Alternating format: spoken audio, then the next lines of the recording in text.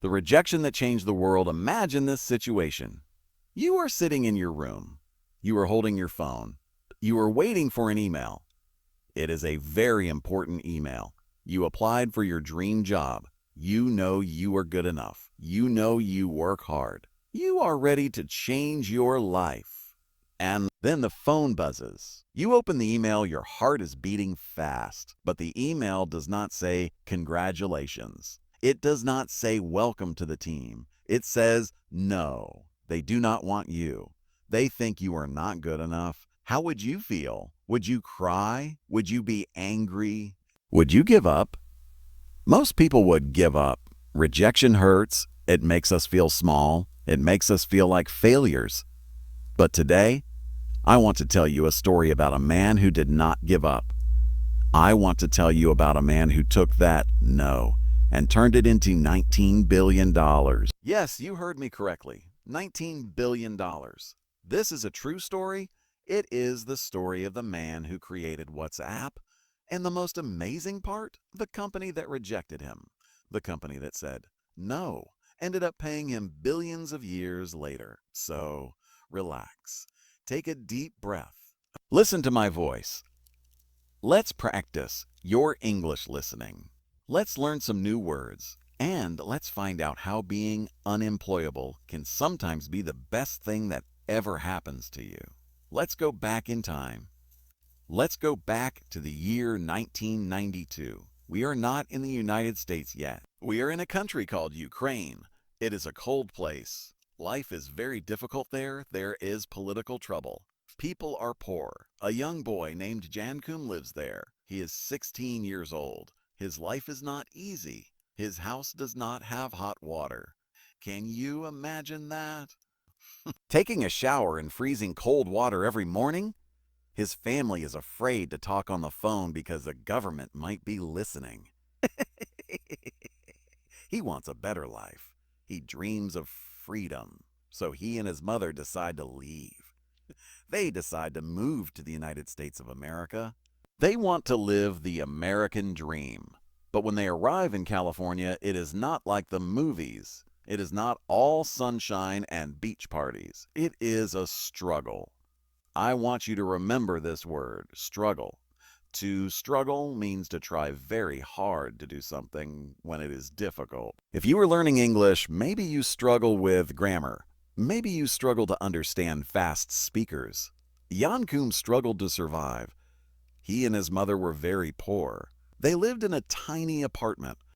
They did not have enough money for food. They had to use food stamps. Food stamps. Food stamps are special coupons from the government. If you are very poor in the U.S., the government gives you these coupons to buy bread, milk, and eggs. Every week, John had to stand in a long line to get his food stamps. He stood in line at a gray, ugly building. He felt embarrassed.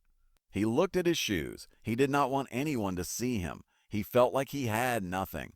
But Jan was smart. He was very interested in computers. He didn't have money for books, so he went to a used bookstore. He bought old computer books, read them, and then returned them to get his money back.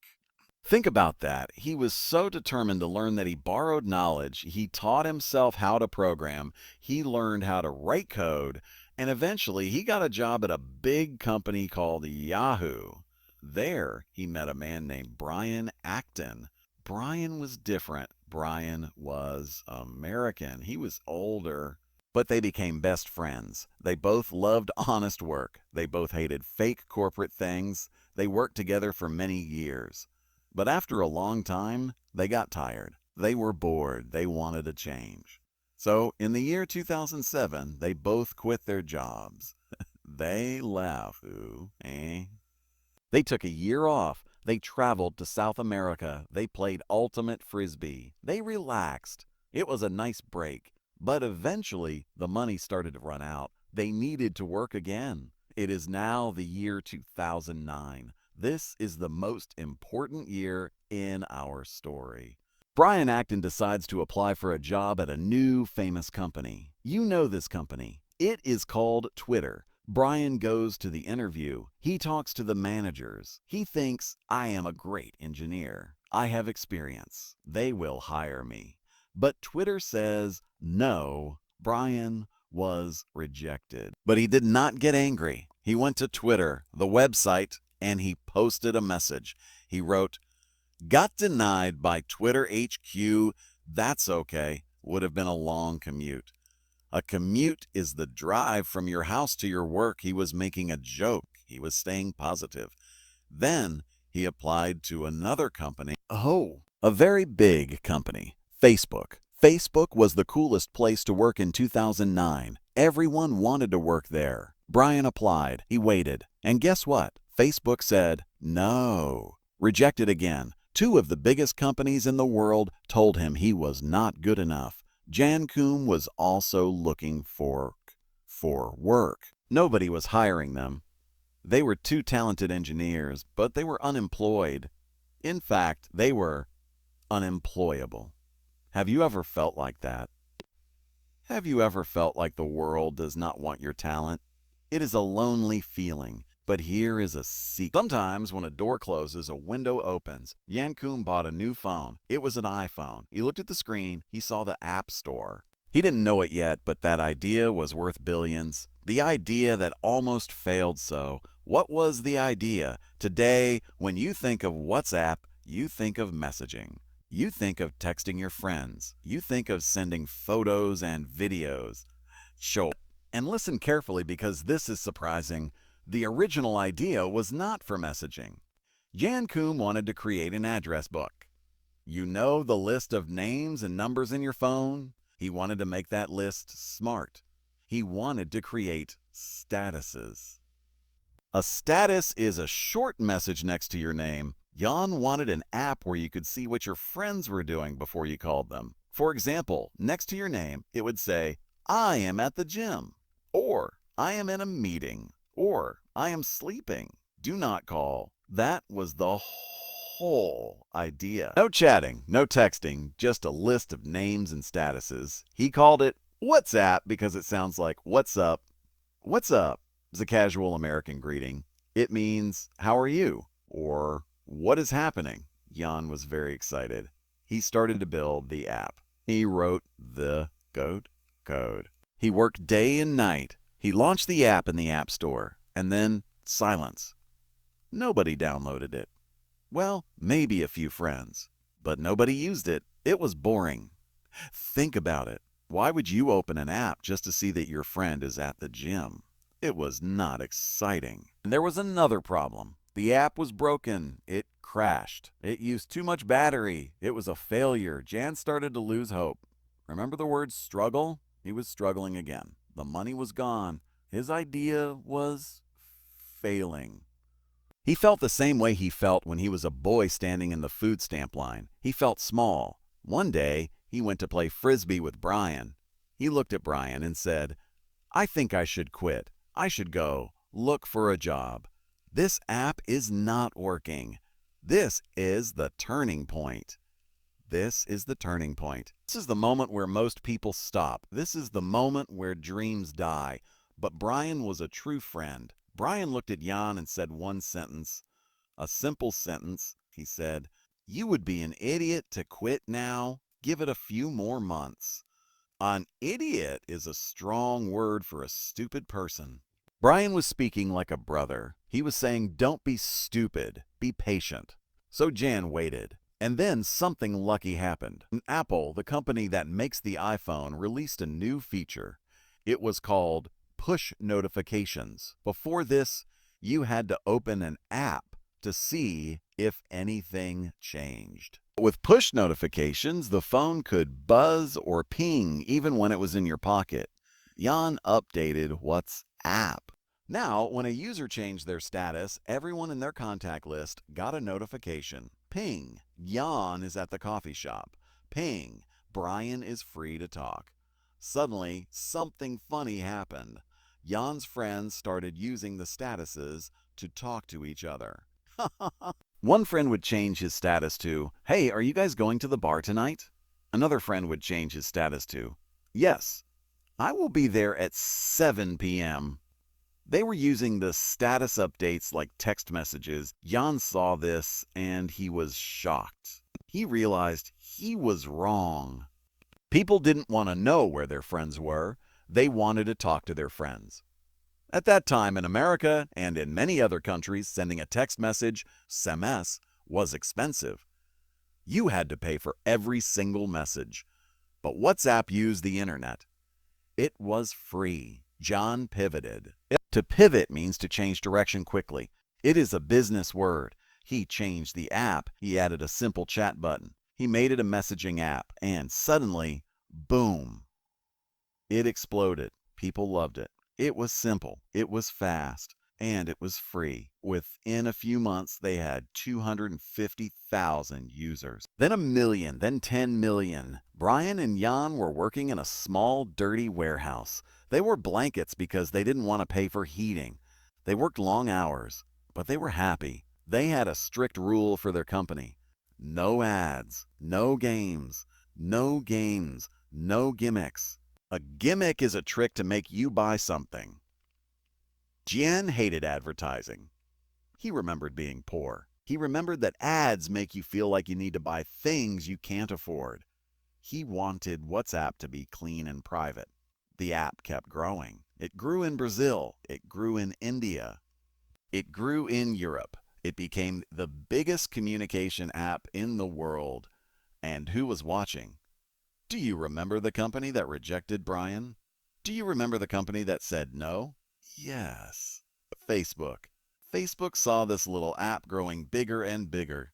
Mark Zuckerberg, the owner of Facebook, started to get nervous. He realized that WhatsApp was the future. So, in the year 2014, 5 years after they were rejected, Facebook called Jan and Brian. They didn't want to hire them this time. They wanted to buy their company. They had a meeting. They negotiated. Now pause for a moment. How much do you think the company was worth? A few $1 million. Maybe $1 billion? No. The offer was $19 billion. $19 billion.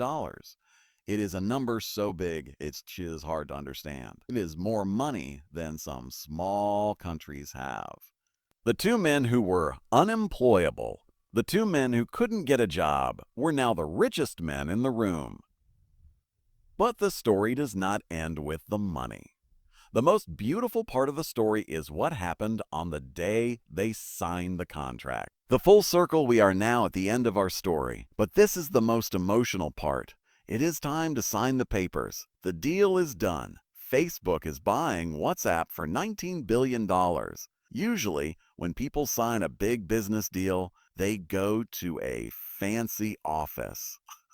They go to a skyscraper with a beautiful view. They drink expensive champagne. They wear expensive suits.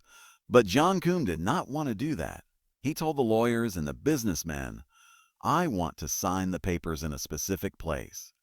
He drove his car to an old part of town. Old part of town.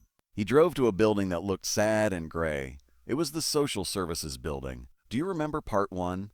Do you remember the food stamps? This was the building where Jan used to stand in line with his mother. This was the building where he felt poor. This was the building where he felt like he had no future. He walked into the building. He leaned against the wall. And right there, in the place where he used to beg for help, he signed the paper that made him a billionaire. He did it to remember. He did it to remember. He did it to honor his past. He wanted to show himself that he had survived. He went from zero to everything. He closed the circle. It is a beautiful moment, isn't it? It gives me goosebumps. Goosebumps are the little bumps on your skin when you feel strong emotion. So what can we learn from this story? What can you, as an English learner, take away from the lives of Jan Koum and Brian Acton? I think there are 3 big lessons. Lesson number 1, rejection is not the end. If Twitter had hired Brian Acton, there would be no WhatsApp. If Facebook had hired him, there would be no WhatsApp. Sometimes bad things happen to us so that good things can happen later. Maybe you failed an English test. Maybe you felt embarrassed when you tried to speak. That is okay. That is just your rejection moment. It is pushing you towards something better. Lesson number 2, listen to your friends. Remember when Jan wanted to quit, Brian told him to wait. What? We all need people who believe in us. If you are learning English alone, it is hard. Find a friend. Find a partner. Find someone who says, don't quit, you are doing great. Lesson number 3, simple is powerful. WhatsApp won because it was simple. It didn't have games. It didn't have ads. It just did one thing very well. When you speak English, you don't need to use big fancy words. You don't need to sound like a professor. You just need to connect. Simple communication is the best communication. Jan Koum and Brian Acton are now very, very wealthy, but I think they are still the same simple engineers at heart. They showed the world that it doesn't matter where you start. It doesn't matter if you are an immigrant. It doesn't matter if you are poor. It doesn't matter if you have an accent. What matters is that you keep going. What matters is that you struggle, you learn, and you pivot. So, the next time you feel afraid to speak English, or the next time you feel like you are not making progress, remember the man standing in line for food stamps. Remember the man who was rejected by Facebook. Remember that no is just a word. It is not your future. Thank you for listening to this story today. I hope it inspired you. I hope it made you feel a little bit more confident. You are doing a great job. Listening to a long story like this is not easy, but you did it. You are practicing. You are improving. Keep listening, keep speaking, and never, ever give up. I will see you in the next episode.